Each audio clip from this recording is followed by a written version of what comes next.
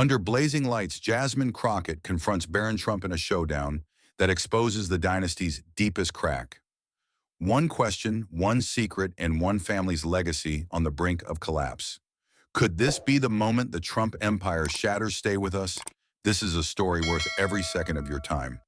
The congressional chamber blazed with white light cameras locked on every angle, as if America itself was staring. Reporters sat frozen pens in midair, knowing one word tonight could split the nation. The silence was crushing, the kind that makes your chest tight before an explosion. Millions at home leaned forward on couches, the country holding its breath. This was not just another hearing, it was a reckoning. Jasmine Crockett sat at the witness table, her presence sharp as a blade. Young, relentless, already feared for tearing down giants twice her size, she radiated defiance. She didn't shuffle papers, didn't blink. She had come armed only with the truth. To many, she was a fighter, a woman who turned hearings into battlefields. Her eyes locked on the man across from her. Barron Trump sat opposite, tall, polished, a smirk carved across his face.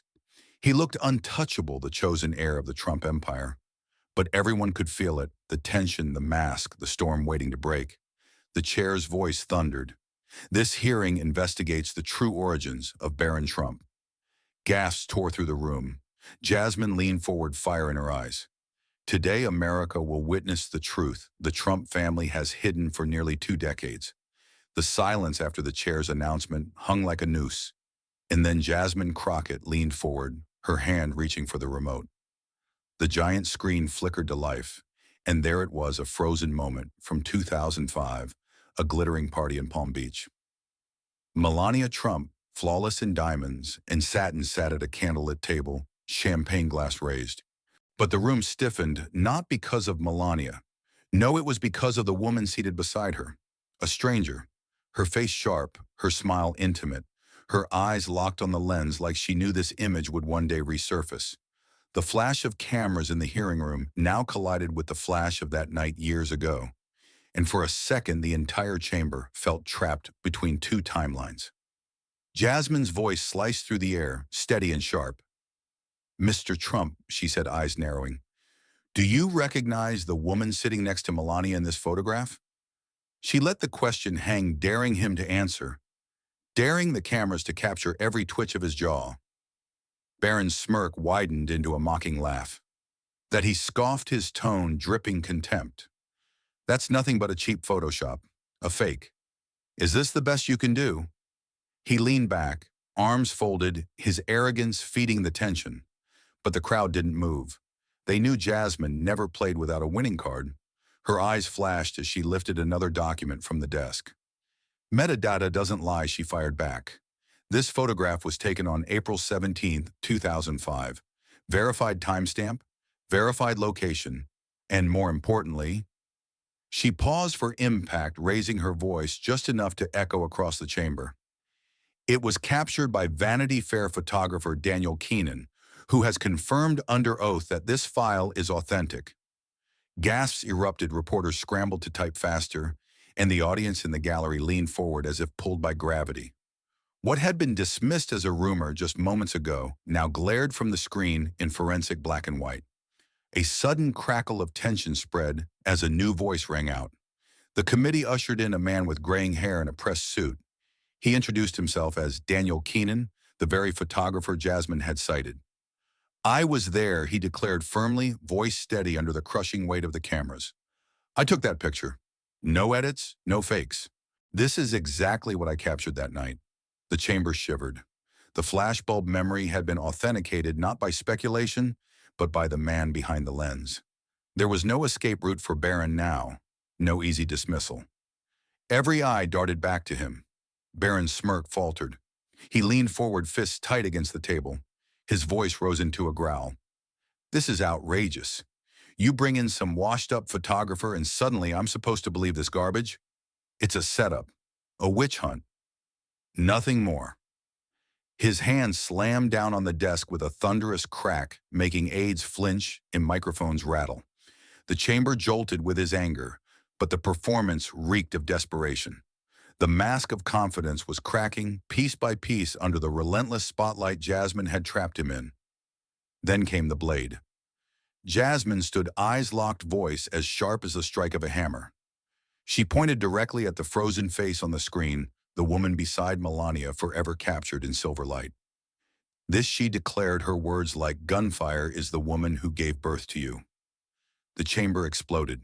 Gasps, shouts, the frantic hammering of keys as reporters fought to push headlines out before the next bombshell dropped. It was a line so devastating, it tore through the room like an earthquake, leaving no corner untouched. Barron shot to his feet, his voice breaking into a roar. Lies, this is slander. Pure, filthy slander. He slammed his palm again, his face red, his composure gone. He was no longer the untouchable heir, no longer the calm prince of an empire. He was a cornered animal, and every camera caught it, frame by frame, angle by angle. Jasmine didn't flinch. She let the rage burn itself out, her silence louder than his shouting, her stillness more damning than any rebuttal. The court stenographer's hands trembled, struggling to keep up with the firestorm unraveling in front of her. The atmosphere in the chamber was electric, every heartbeat sinking to the drama playing out before them. Viewers at home gripped their remotes tighter, unable to look away their screens, reflecting shock and disbelief. The room was no longer just a hearing. It was a crucible, a battlefield, a spectacle scripted by truth itself. Every second hammered deeper into the legacy of a dynasty that thought itself untouchable. And Jasmine, calm amid the storm, let her words cut once more before silence reclaimed the room. She leaned forward, voice low but lethal, the kind of tone that made every ear lean closer. If this photograph is only the beginning, she said, eyes never leaving Barron's, then what comes next will expose far more than you can ever imagine. The roar of Barron's denial still echoed when he leaned into the microphone, his voice sharp and cutting. This entire circus is built on lies, he snapped, pointing across the table at Jasmine. You are exploiting the Epstein legacy to spin some cheap conspiracy.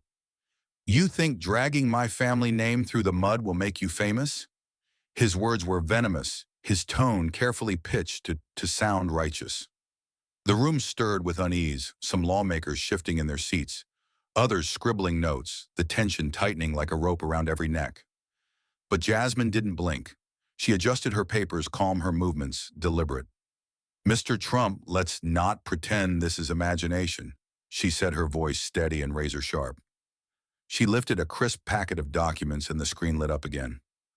Here is the guest list from that very night. Each name verified, cross-checked, notarized. And right here, she tapped the page, her voice ringing out. Is your mother's name right alongside the woman in the photograph? Gas rippled through the chamber. The proof was no longer a picture. It was names written in black ink carved into history. Barron let out a sharp laugh, too loud, too forced. He waved a dismissive hand as if brushing away smoke. So what a guest list? That was just a charity event. Everyone knows Palm Beach was full of them. Balls, galas, dinners, pick one. You can dress it up however you like, but it means nothing. His tone wavered for the first time, a tremor sneaking beneath his confidence. His words were bold, but his eyes betrayed him, darting restless, flickering to the cameras as though begging for control of the narrative. Jasmine pounced, her timing merciless. Nothing, she pressed. This so-called charity event wasn't just any gathering.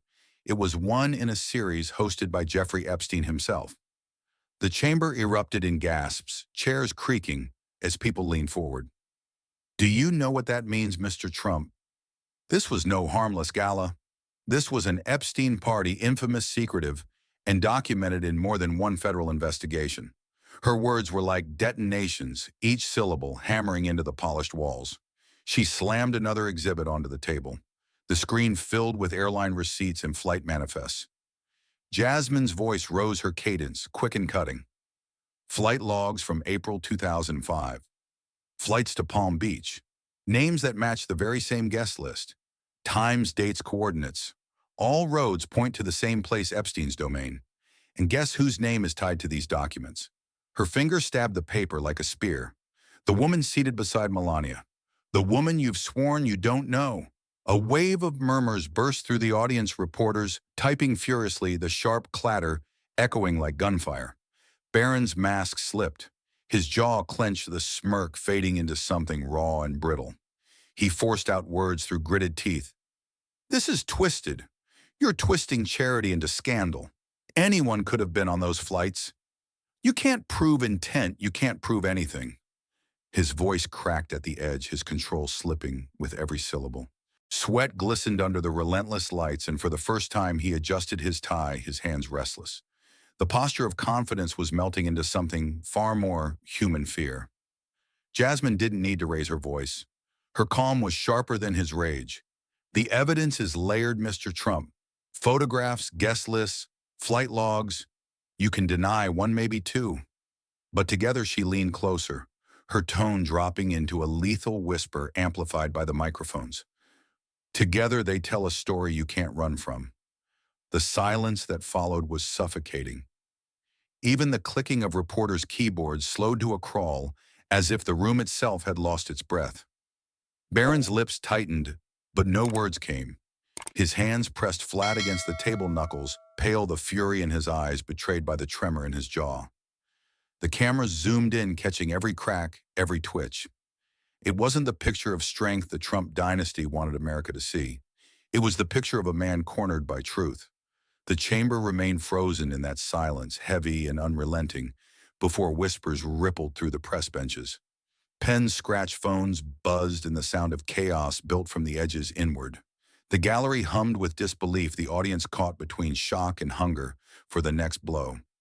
The tension had not broken, it had only sharpened. And then Jasmine leaned back, her eyes still burning holes through Barron. Her voice dropped one final line, each word a blade carving into the silence. "If the photograph and the guest list are only the prelude, then what happens when the recording plays?" The silence cracked open like glass as Jasmine reached for a small device on her desk. With one press of a button, the chamber filled with static, then a woman's voice, low, careful, trembling with urgency. Every ear leaned in as the words slid into the air. "I will keep the secret as long as the boy is safe." Gasps shot through the room, sharp as lightning. Reporters froze mid-sentence, their eyes wide. The tension snapped into chaos, shuffling chairs, muffled exclamations, the frantic clicking of cameras capturing history in real time. For the first time all day, Barron's face went pale. He shot up in his chair, voice booming across the hall. "This is fabricated," he roared, slamming his hand on the table so hard the microphones cracked with feedback. "This is a doctored file, a cheap trick." His fury was raw, but his tone was edged with something he hadn't shown before: panic. His words raced over each other, desperate to get ahead of the tidal wave the recording unleashed. Yet even as he shouted, the voice kept echoing in every ear. "I will keep the secret as long as the boy is safe." Jasmine didn't raise her voice. She didn't need to. Calm, composed, she lifted another file and let her words strike like a blade. "This audio has been analyzed by federal forensic labs. Voice matching technology, spectrogram comparisons, authentication protocols. Every test confirms the voice is real. This is no fabrication, Mr. Trump. This is truth, recorded in the dark, preserved until today." The crowd erupted, journalists hammering keyboards like gunfire. Live stream feeds lit up across America, headlines flashing in real-time, secret recording exposed, "Trump dynasty shaken." The hearing had become a live detonation, and the blast wave was rolling outward. Barron's anger turned feral. He leaned forward, pointing a trembling finger at Jasmine. "You're lying. You're twisting evidence, framing my family, destroying lives." His words spilled like fire, but the flames only revealed the cracks beneath. He didn't deny the voice. He didn't claim it wasn't the woman in the recording. He clung to one-line fabrication and repeated it like a shield. But the chamber saw through him. Every shout, every tremor only made his denial weaker, his figure smaller under the blazing lights. Jasmine rose to her feet, her presence towering in stillness. She didn't look at the crowd. She didn't look at the cameras. She fixed her eyes on Barron, pointing directly at him. Her voice rang like a gavel, striking judgment. "The woman in this recording is not Melania Trump. The woman you hear whispering those words is your biological mother." The chamber detonated. Reporters leapt to their feet, typing furiously, phones raised to capture every second. Gasps cascaded through the audience like thunder echoing off the marble walls. It was the moment the entire country had been waiting for. The second lie collapsed under the weight of proof. Barron exploded out of his chair, his voice cracking with rage. "This is slander," he screamed, his fists slamming the desk, the sound reverberating through the chamber. "You will not get away with this." His face was crimson. His words shattered into chaos, but not once. Not once did he say the words that mattered. "That is not true." He never denied the identity of the woman. He never said the voice was Melania's. His fury only exposed the hole in his defense, and the nation saw it live. The chaos was unbearable, like thunder rolling in a storm. Aides rushed, lawmakers whispered, and reporters shouted questions into the air. But Jasmine remained a stone in the hurricane. Her gaze locked, her silence louder than Barron's roars. She let the noise burn itself out until the chamber felt the weight of what had just been revealed. Every second dragged, every heartbeat counted, the drama unbearable, yet irresistible. And then, with the calm of someone who knows she holds the next card, Jasmine leaned back into her seat. Her voice dropped soft but sharp, slicing through the frenzy like a knife through glass. "If a voice is not enough," she said, her words curling with lethal certainty, "then when the medical records appear, what will you say?" She kept her promise. The medical records appeared. Jasmine slid a thick tabbed folder across the table and tapped the screen. A scanned header filled the monitors. Florida Hospital Records 2006. Lines of clinical text marched beneath the seal: admission, timestamp, delivery summary, attending physician, newborn vitals. Then the line that made the room tighten: mother's name, followed by a name that was not Melania Trump. Highlighter boxes framed the critical fields redactions, neatly labeled chain of custody, noted in the footer. Every pixel said the same thing: this birth was logged without Melania anywhere in the maternal section. Jasmine spoke evenly, as if reciting the weather, letting the facts do the cutting. She pointed to the delivery log, then the certificate copy, then a nurse's notation written in neat block letters. "This," she said, "is the facility file copy, kept on site and mirrored to the county archive." She zoomed in on the maternal line again. The name matched the woman seated beside Melania in the Palm Beach photograph. The overlap wasn't rumor, it was ink. Barron tried to laugh and missed. He rolled his wrist toward the screen with theatrical boredom, as if shooing a fly. "These records are easily fabricated." The sentence dropped hard, but the bravado behind it wobbled. He added, "Anyone with a scanner and a stingy PR budget could stitch that together." His eyes, however, slid from the monitors to the stack on Jasmine's desk, wary of whatever came next. Jasmine did not blink. "These records are court certified," she said, crisp and cold. She held up a page stamped with an embossed seal, the texture visible even on camera. "Clerk's certification, docket reference, sworn affidavit from the hospital's custodian of records. Independent verification compares the file hash to the county's mirrored archive, a match." She laid down a second page, a notarized attestation of authenticity. Paper met wood with a soft thud that sounded somehow like a verdict. The room felt heavier by the second, as if the oxygen had thickened into syrup. Keyboards clattered, then faltered, then resumed in bursts as reporters tried to outrun the avalanche of detail. On live streams across the country, viewers watched wide-eyed, the camera dolly gliding over ink seals and signatures. The buzz in the gallery dimmed into a humming dread. You could hear the microphones breathe. Even the air vents seemed to hold still. Jasmine advanced the slide. A comparison pane split the screen. On the left, the 2005 Palm Beach photo with the unknown woman.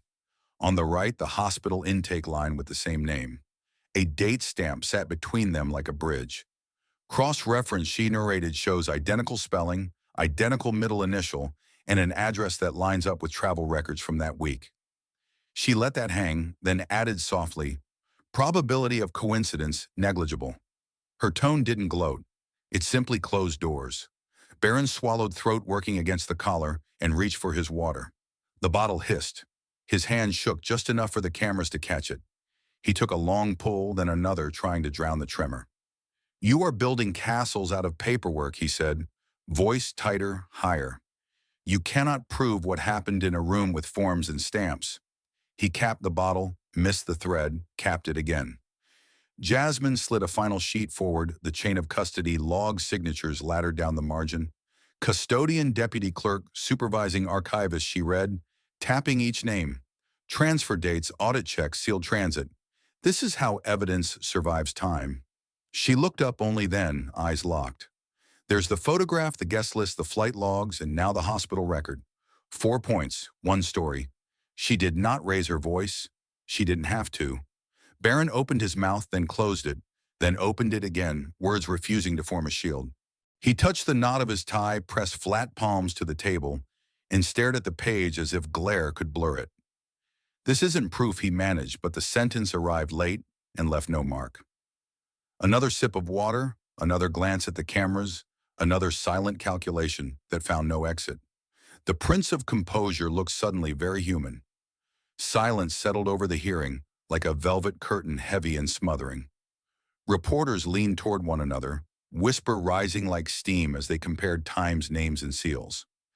Pens scratched, phones buzzed on mute, and somewhere a chair creaked under the weight of too much truth. The committee members watched without moving, faces set. Even the stenographer slowed, as if each keystroke had grown heavier than the last. Jasmine let the quiet mature into consequence, then set the hook with a single line that cut clean through the hush. If the hospital has confirmed it, then when the living witness walks in, what will the truth be? The last syllable of Jasmine's challenge was still vibrating through the microphones when the screen blinked to life. A grainy conference feed steadied into focus, revealing a woman in scrubs hair, pulled-back badge clipped near a stethoscope. The room leaned forward as one, the air tight enough to crack. The nameplate resolved beneath her image, registered nurse obstetrics, Palm Atlantic Medical Center. She cleared her throat, once looked straight into the camera and nodded to the chair. "My name is Patricia Lane," she said, voice, steady vowels crisp with years of charting and night shifts. "I assisted in a delivery at our facility in 2006. I triaged the patient-monitored vitals and witnessed the birth certificate worksheet completed in the recovery room. I signed the newborn identification band and countersigned the cot card. The woman who delivered the child was not Melania Trump." A wave of sound rolled up the gallery and crashed into silence again, as if the room forgot how to breathe. Jasmine didn't move. She just tilted the screen closer and softened her tone. "Ms. Lane," described the mother. The nurse's eyes lifted, working through memory like drawers in a chart station. "Mid to late 20s, she said. Tall, slender chestnut hair, Eastern European accent, a small scar high on the left cheekbone, and an emerald ring on her right hand. She continued, the details stacking like bricks. She wore a silver pendant shaped like a cross with a tiny green stone at the center. She arrived under an alias, but the intake form listed a mailing address that later matched a travel contact. She asked that no photographs be taken. She spoke quietly, kept her face turned away from hall traffic, and requested discharge as soon as the attending cleared the newborn screening. She did not want the cafeteria trays or the courtesy photographer. Jasmine tapped her folder, eyes never leaving the screen, and the name recorded for the mother on the hospital worksheet. The nurse glanced down, reading from a scanned page on her end. The printed name is the same name that appears next to Melania Trump in the Palm Beach guest list. A muffled gasp hissed through the press row. Camera shutters snapped like dry twigs. On the big screen, the typed letters sat clean and undeniable, a perfect match to the name tied to the photograph. "Please speak to the child's designation at birth." Jasmine said, each word clip precise. The nurse nodded. The initial crib card did not read Barron. The hand-scribed name was Adrian William, written by the night shift clerk at 0216. 2 days later, the cot card and band sticker were replaced with a printed label reading Barron William Trump. The change was logged with a routine correction note and a supervisor's initials. The sentence landed like a dropped tray, loud, messy final. "Did you see Melania Trump in the unit that night?" Jasmine asked. The nurse shook her head once. "No, I never saw Melania Trump in triage, delivery, recovery, nursery, or on the floor that evening. I did not interact with her in any capacity related to that patient." She held up a sworn statement to the camera, the seal gleaming in the studio lights. "I am testifying under penalty of perjury. I have reviewed the records. The documentation is accurate to the best of my knowledge." The chamber took on the weight of a storm cellar before impact. Reporters hammered keys, then paused to listen, then hammered again, chasing a headline that kept getting louder. On millions of phones, live stream chat crawled like a flood, each new fact stacking on the last. At the witness table, Barron's shoulders sagged almost imperceptibly. He reached for his water, twisted the cap, drank, swallowed, drank again, and kept his gaze fixed on the blotter. Jasmine let the stillness deepen until it felt like a verdict. Then she raised her chin toward the screen, her voice a clean final cut. "Thank you, Ms. Lane." She turned, meeting the eyes of the man across from her. "The record is now complete. The mother who delivered that child was not Melania Trump." Barron did not look up. His hands folded, then unfolded, then pressed flat, and his head bowed as if the lights had become too heavy to face. The gallery could not contain the shock. It erupted in a ripple of short, stunned sounds that barely remembered to stay respectful. The chair's gavel struck once, twice, three times, but the energy kept boiling under the surface. Jasmine stood in the middle of it, still as iron, and delivered the line that turned the silence into a blade. "The truth cannot be hidden forever." The words hung there, bright and merciless, and the room broke into a crackling roar. The fury and clatter from before thinned into a brittle hush, and at the long table there were only two. Jasmine didn't look at the screens or the papers. She looked at him, the last veil gone from her face. Her breath was steady, her spine straight, her focus absolute. When she spoke, the words were clear, stripped of everything but purpose. "Who are you? Who do you represent? Do you dare to face the truth?" The questions did not echo. They pinned him to the chair like nails. Barron's mouth opened, then closed as if language had slipped just out of reach. He tried on a smirk and found it empty, a mask that no longer fit. He started, then swallowed, the sound too loud in the quiet. He searched for a ready-made line, a family slogan, a shield forged from other people's words. Nothing came, only the dull thud of his own heartbeat and the dryness in his throat. He stared at his hands as though they might hand him a script. Jasmine kept her gaze locked, voice low and relentless. "A name can be a fortress, but it can also be a cage," she said. "Blood is a fact. Identity is a decision. Honor is the price you pay for both." She let that settle, then pressed harder. "Who are you when no one is watching? Who are you when the applause is gone?" He lifted his chin as if to reclaim the room, and the motion faltered halfway. "I am my father's son," he said, and the sentence felt borrowed, thin, already used. "I represent my family," he added, and the second sentence shook like a bridge in wind. His eyes flinched, not from the lights, but from her refusal to blink. "What do you want from me?" He asked, the words landing like a plea disguised as defiance. "What can I possibly give you now?" "The truth," Jasmine said, and let the silence underline it. Not the performance, not the legend, the truth. She leaned in, not closer in distance, but closer in aim. "Your reflection has been curated your whole life. Set it down. Choose the mirror that does not lie." Her tone never rose. It just tightened until there was nowhere left to hide. He exhaled a long, uneven breath, and his shoulders eased as if something heavy had shifted, but not yet fallen. "If I say it," he murmured, voice thinning, "it isn't just about me." The admission hung between them like a fragile bridge. It breaks things, he said, and the fear in the words was plain, not dramatic, just human. It breaks people. He looked up, not at the cameras, not at the ceiling, at her. Jasmine answered without softness, but without cruelty. "Silence breaks them more," she said. "A dynasty demands quiet. A conscience demands air."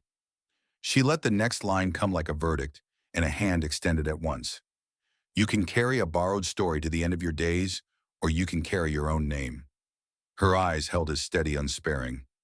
"You already know which burden is lighter." The pause that followed was not empty. It was full of the things he could not outrun. He swallowed again and found no water to reach for, only the edge of the table under his fingers. His lips formed a word, then abandoned it, the vowel collapsing before it became sound. He closed his eyes once, as if bracing for impact. When they opened, the fight had drained out, and only the weight remained. Jasmine did not move. She gave him one last line, not shouted, not sharpened, just final. "The truth cannot be hidden forever." The sentence landed with the inevitability of gravity, and something in him gave way. His knees did not buckle in theatrics. His strength just left quiet and complete. Barron sagged back into the chair. Head lowered, hands slack on the wood, unable to speak. When Barron sank into his chair, the hush fractured into voices that collided like steel in a narrow hallway. One lawmaker snapped on a microphone. "We need to continue this investigation immediately." Another fired back. "This hearing has already crossed every ethical line." Hands shot up, points of order flew, and the dais divided into two clean lines, those demanding subpoenas and those demanding shields. The gavel hammered without mercy, but the arguments only grew louder, a storm trapped in a marble box. For a long breath, the chamber looked less like a committee and more like a fault line giving way. On the pro-inquiry side, a senior member leaned forward, glasses low on his nose. "We have 4 corroborating pillars," he counted, tapping the table photo, guest list, flight logs, and hospital records. He requested immediate preservation order subpoenas for travel agencies and testimony from custodians of records. "The public interest is compelling," he said. "No one is above verification." Heads around him nodded, pens clicking in grim agreement. Across the dais, defenders rallied like a wall. "This is a smear built on innuendo," a congresswoman declared, urging an immediate recess. She moved to strike the recording from the evidentiary binder and warned against trial by headline. Another member called for a censure of reckless leaks, accusing the committee of weaponizing process. "Respect the family," he added, voice hard with performance. Between the two camps, the microphones hissed like fuse wire. Procedure turned into combat. Motions stacked on motions. Amendments spawned in real time. Clerks sprinted copies down the row, while counsel whispered language sharp enough to draw blood. A vote was called, then challenged, then called again, on a narrowed question: compel documents or postpone. The gavel banged, echo ricocheting off stone. No sound actually settled. Everything felt suspended, as though gravity itself wanted to see the outcome before landing. Beyond the chamber, the world swallowed the story whole. International networks cut to live chirons, mutating by the minute, power and parentage, the Palm Beach birth dynasty on trial. Correspondents stood in rain and neon in London, Warsaw, Sao Paulo, and Seoul, explaining the stakes to startled commuters. Push alerts flooded phones. Commentators argued over law versus legend. Late-night producers rewrote their monologues on the fly. Clips from the hearing looped on overhead screens in airports, bars, and subway cars. In the noise of a planet, a single sentence kept surfacing. "Who do you represent?" Inside the room, Jasmine said nothing. She closed the folder with the steady care of someone placing a weight back where it belongs. Her chair did not creak. Her breath did not rush. She did not follow the fight with her eyes. The cameras found her stillness and stayed there, as if the quiet itself were a statement. She let the exhibits breathe, let the stamps and seals speak, let the pages argue without her voice writing them. When the gavel finally rested, her silence remained the only thing in the room that did not need a vote. Newsrooms abroad lit maps tracing lines from Palm Beach to New York to capitals that heard their echoes. Editorial boards argued whether bloodlines should matter in a republic. Tabloids splashed photos with arrows and circles. A veteran anchor in Paris intoned, "This is not gossip, this is governance," while a panel in Tokyo parsed the forensic terms with fascination. In Warsaw, the bulletin lingered on the nurse's affidavit, treating it like a state document. Wire services pushed updates few minutes apart, replacing alleged with authenticated as each stamp rolled in. Airports changed gates.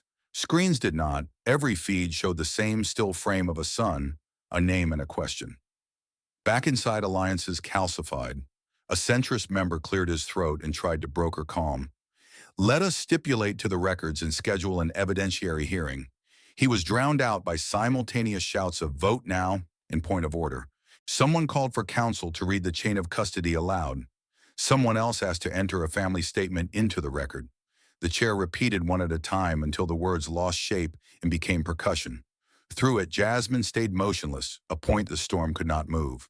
By nightfall, the hush of the hearing had turned into a roar that rolled across the country. Cable banners bled red with breaking alerts. Local stations cut into weather reports, and phones vibrated in pockets like alarm clocks that would not stop. In airport bars and living rooms, the same clip looped: the photograph, the recording, the hospital seal. People spoke in half whispers, as if microphones were hidden in the drapes. It felt like the country had leaned forward at once, jaws set waiting for the next shoe to drop. No one looked away. Late-night shows scrapped monologues and went live with emergency panels.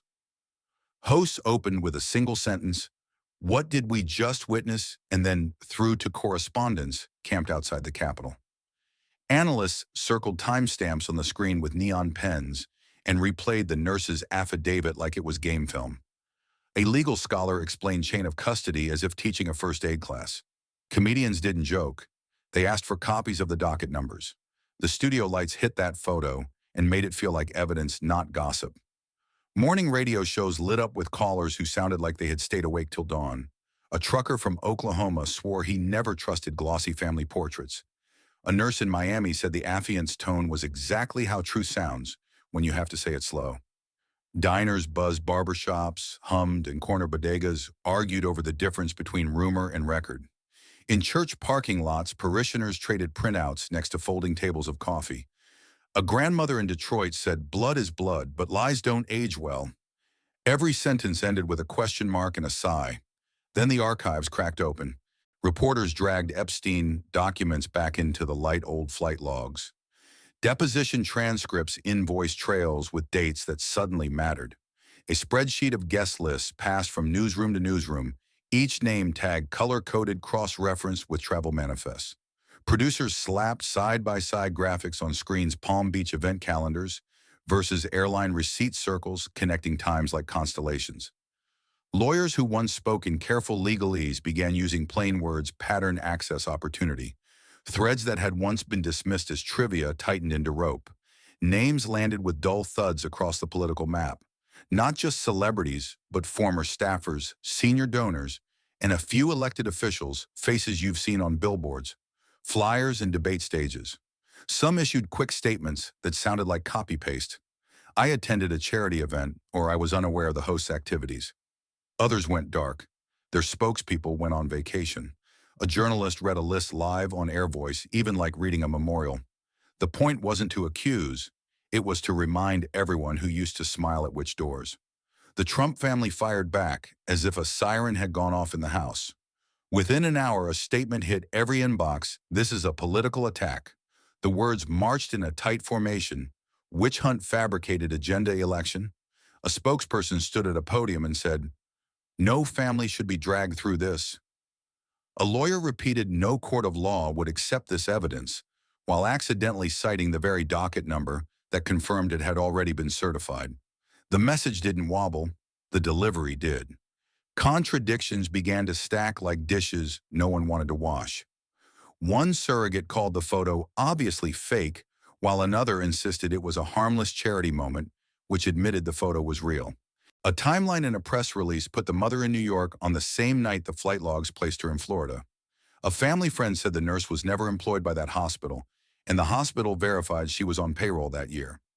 A junior aide pushed an old tweet calling Epstein a creep, and a senior spokesman said they had no knowledge of the man. Nothing agreed with anything else for more than an hour.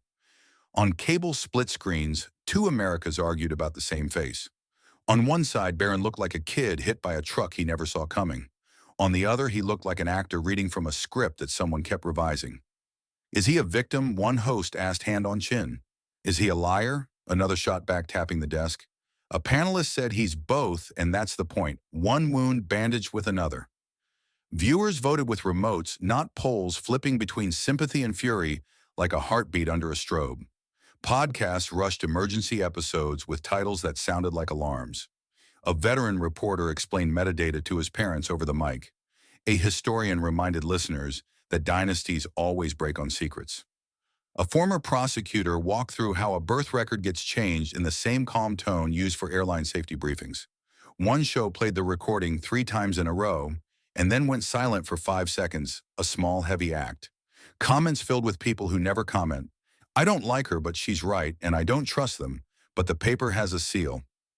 On the street, the story lived on, screens held at arm's length. Teenagers made stitch videos, pairing the hearing with old interviews. Editors layered the still photo with the intake line from the hospital, the fonts lining up like teeth. A muralist taped a printout to a brick wall and sketched a flashlight beam cutting through fog. In grocery aisles, strangers pointed to each other's phones and said, "That part, play that part." The rumor mill didn't churn. It clicked like evidence, snapping into place. Inside the Trump orbit, the response tightened until it squeaked. Allies flooded feeds with the same two words, political attack, as if repetition could glue the cracks. A lawyer announced a defamation suit before choosing a venue. A fixer promised exonerating documents that never appeared. A relative said the mother never existed, then called her a family friend, then said the press misheard. Each correction dug another hole. In the scramble to put out a fire, they built a wind tunnel. Barron became the lens everyone looked through. Some saw a boy raised as a brand cheered when he refused to cry, cheered again when he almost did. Others saw a man who knew enough to deny the wrong thing at the wrong time, each fabricated ringing thinner than the last. Editorial cartoons split his face down the middle, crown on one side, fingerprint on the other. A late-night host said, "He doesn't need a spin doctor, he needs a mirror." The line hurt because it felt true. In the middle of the noise, Jasmine said nothing. She walked out of the building to a wall of microphones and kept her hands at her sides. Cameras shouted questions. She looked at them like they were filing cabinets. Her team released no new clips, no teaser lines, no carefully curated leaks. She posted a single image, the evidence index page with 4 bullet points and a date. No caption, no victory lap. The quiet traveled faster than speeches. The world tried to give her a crown. Hashtag sprouted truth revealer, let the evidence speak, no one above. The record artist printed her silhouette over a watermark of a court seal. Someone made a poster of the nurse's affidavit, like a concert flyer. A columnist wrote, "In an age of hot takes, she stayed cold."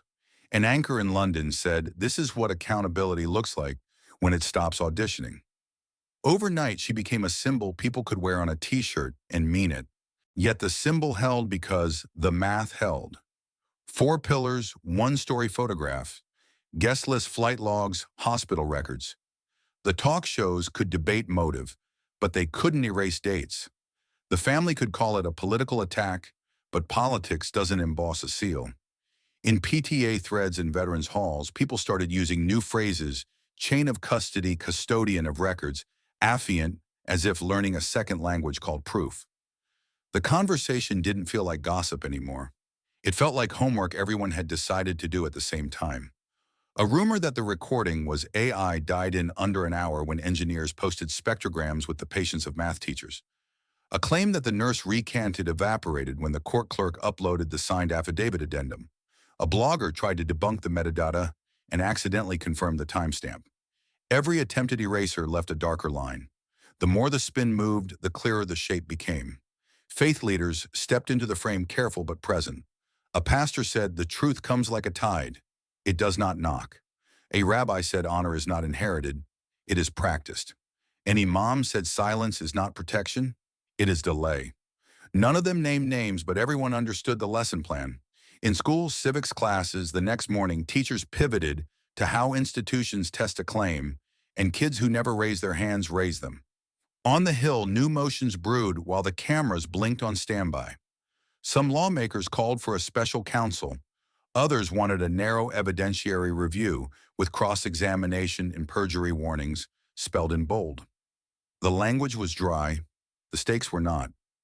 Staffers drafted letters to agencies they used to email for parking passes.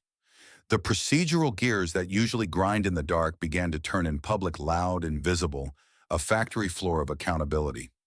Meanwhile, the country kept asking the same question with 2 different tones.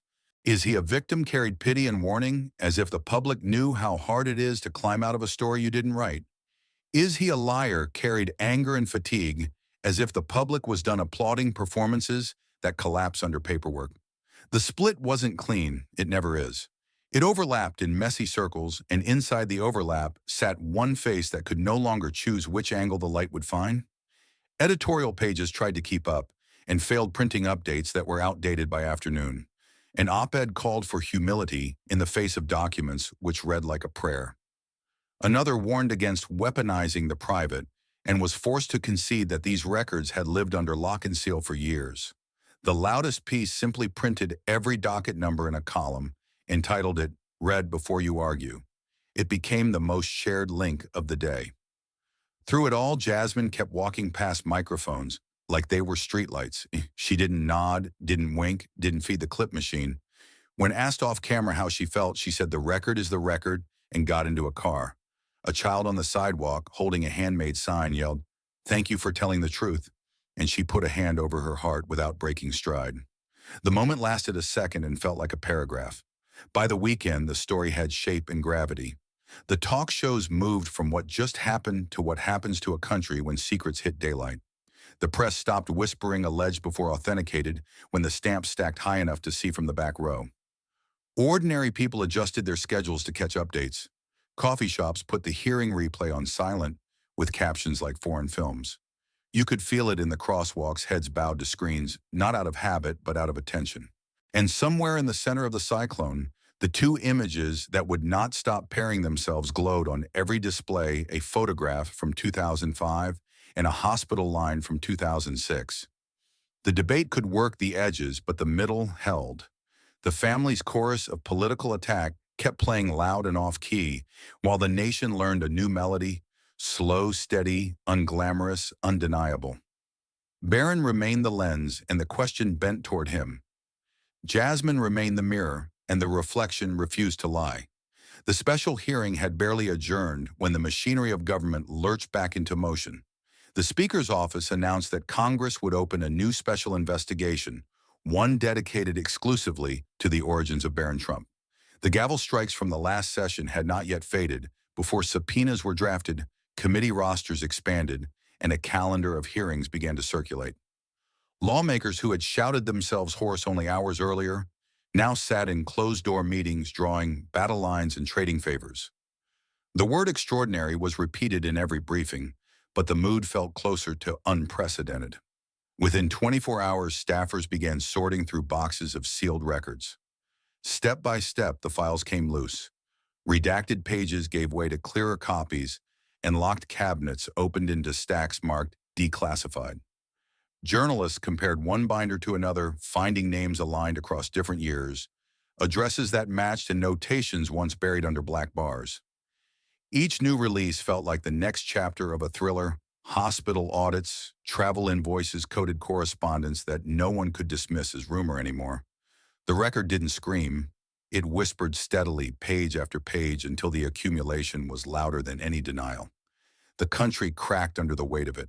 Talk radio called it the unraveling, and Sunday roundtables carried headlines like "Secrets at the Core of Power" and "The Dynasty Question."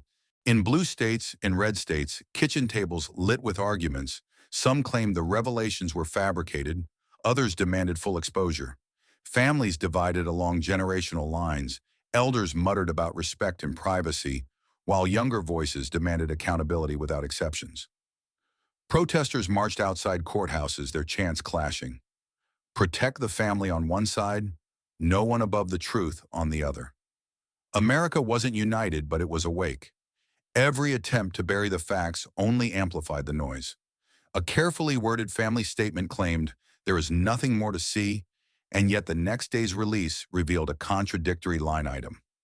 A senator close to the Trumps insisted no evidence exists, only for the record dump to show his own signature on a related travel request. The pattern was relentless. Each rebuttal pulled another thread loose, leaving the cover thinner, the contradictions sharper. What once looked like a wall of denial turned into a hall of mirrors reflecting fractures from every angle. In the middle of it all stood Barron Trump, the spotlight fixed on him with no shadows left to hide in. For some, he was still the boy who never chose his stage, trapped in a role written before he could speak. For others, he was the heir who had leaned into the fiction, denying truths while benefiting from their concealment. Magazine covers split down the middle half, portrait half silhouette caption with a single question: victim or deceiver. The debate raged louder than any verdict, but the nation agreed on one thing. Barron was no longer just a name. He was the fulcrum of a reckoning. The Trump family reacted with ferocity. Donald Trump thundered in interviews that this was the greatest political hit job in history. Allies rushed to social media, copy-pasting the phrase "witch hunt" as if repetition could erase ink. A spokesperson declared the evidence is fraudulent, while another claimed even if real, it is irrelevant. Their coordination failed almost instantly. Contradictions piled up, with one aide saying the photograph was fake and another admitting it was real but harmless. The defense collapsed under its own weight like a stage set with too many props. Barron himself became the lens everyone looked through. Clips of him slamming the desk played on loops, dissected like crime footage. Was his fury real or rehearsed? Was the water bottle in his trembling hand a sign of nerves or guilt? Commentators debated his silence more than his words, parsing the difference between refusal and inability. Editorial cartoons split his face down the middle, crown on one side, fingerprint on the other. A late-night host said, "He doesn't need a spin doctor, he needs a mirror." The line hurt because it felt true. Meanwhile, Jasmine Crockett's name carried a different weight. She hadn't shouted, hadn't danced for cameras. She had simply stacked evidence like bricks until the wall spoke for itself. Crowds began calling her the Revealer, a title that sounded more like myth than politics. Editorial boards praised her restraint, noting how silence had made her voice stronger. Social media painted her as a sentinel standing guard over truth, and even her critics conceded that she had changed the conversation. In an era addicted to spectacle, she had weaponized patience, and it worked. The new investigation widened its scope. Subpoenas flew toward private schools, travel agencies, even a European clinic whose records matched the timeline. Each release dragged another shadow into daylight. A redacted ledger turned out to show payments routed through shell companies. A coded message decrypted into instructions for identity adjustments. Names once thought peripheral suddenly sat in the margins of the story. The narrative became too dense to dismiss. Every attempt at erasure left darker lines behind. Cable news split screens into mosaics of evidence. One corner showed the Palm Beach photo, another the hospital line, another the affidavit from the nurse. In the center sat Jasmine, still and unsmiling, replayed like a statue. Hashtags trended worldwide. Truth revealed, dynasty exposed, no more secrets. In Warsaw, an anchor read the affidavit aloud. In Tokyo, analysts replayed the recording and charted its forensic verification. Parisian commentators called it a fracture in the image of American aristocracy. The debate had jumped borders. America's family drama had become the world's morality play. The split at home deepened. Church sermons debated blood and honesty. Classrooms argued whether legacy excused deception. Cafes filled with conversations where strangers leaned across tables citing docket numbers like sports stats.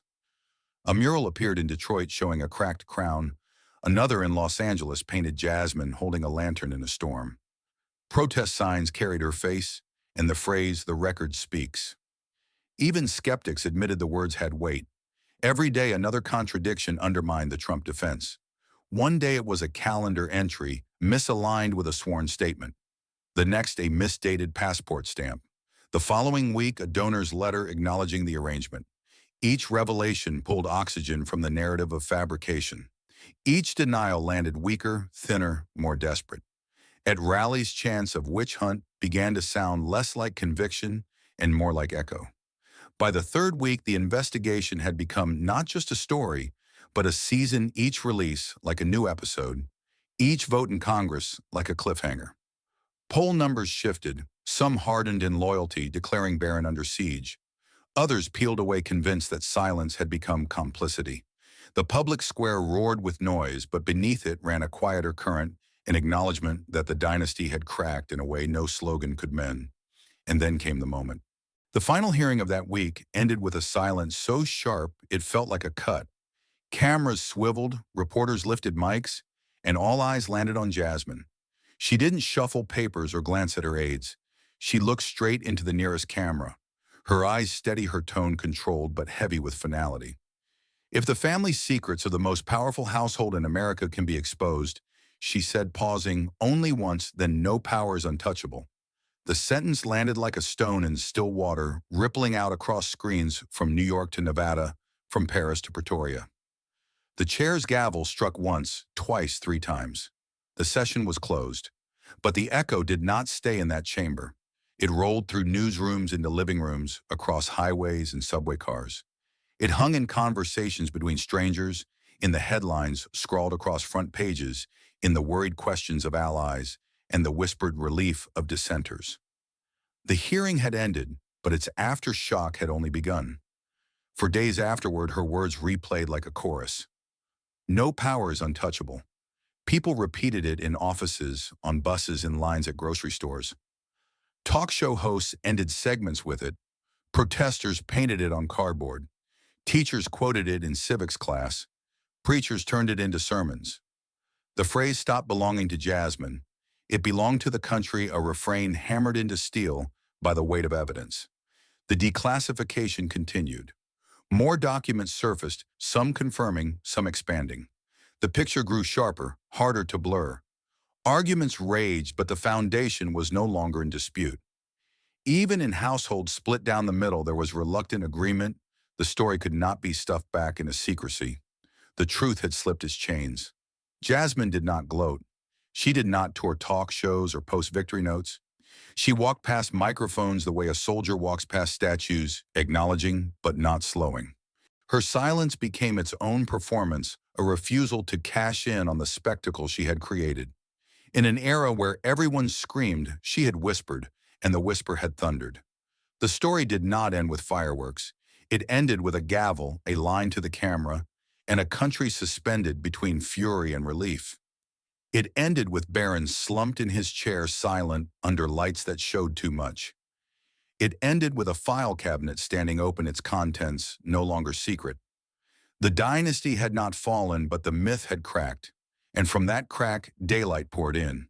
When the echo of the gavel finally thinned into silence, the real question rose. What do we carry out of this storm, truth first?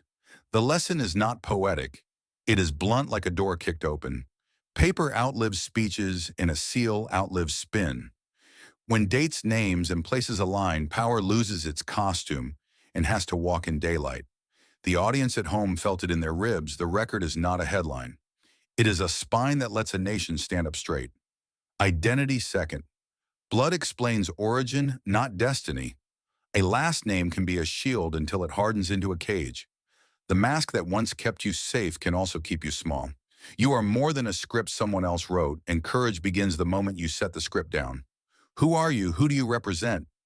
Do you dare to face the truth are not stage lines. They are a mirror anyone can meet at midnight. Honor is a verb. It is not a trophy passed down a hallway of portraits. It is a duty you practice when the floor shakes. Honor means telling the truth when the truth costs something and refusing to use love as camouflage. It chooses a bruise over a stain because bruises heal and stains do not. Silence, by contrast, is not neutral. It has a return address. It protects the strong, abandons the weak, and teaches wounds to speak in anger when bystanders will not. Accountability is not revenge. It is maintenance. We change oil in an engine not because we hate the car, but because we want it to run. A country does the same with its institutions. If the paperwork is clean, the engine hums. If it is dirty, the machine coughs and dies on the highway. Compassion belongs beside accountability, not behind it. You can see fear and still require truth, name harm without cruelty, and reach for a hand without lowering the standard. Leadership then looks like restraint under heat talk, kept small, while proof speaks loudly. Legacy is not marble, it is habit. A dynasty can hang perfect portraits and still be lost if it forgets how to tell the truth.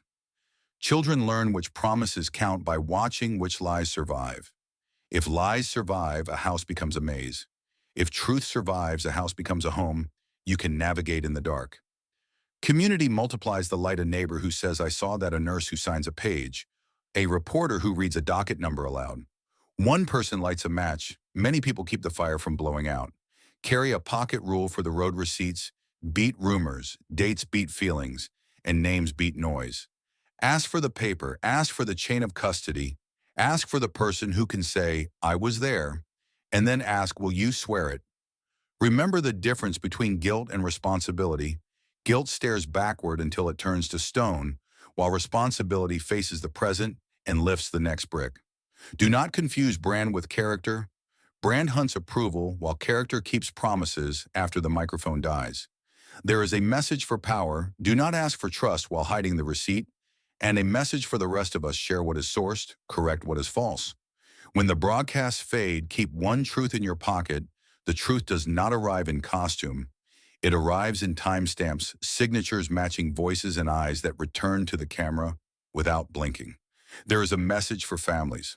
Do not ask children to carry secrets they did not write or to smile inside stories that were welded shut. Do not wrap silence in the word loyalty and call it love.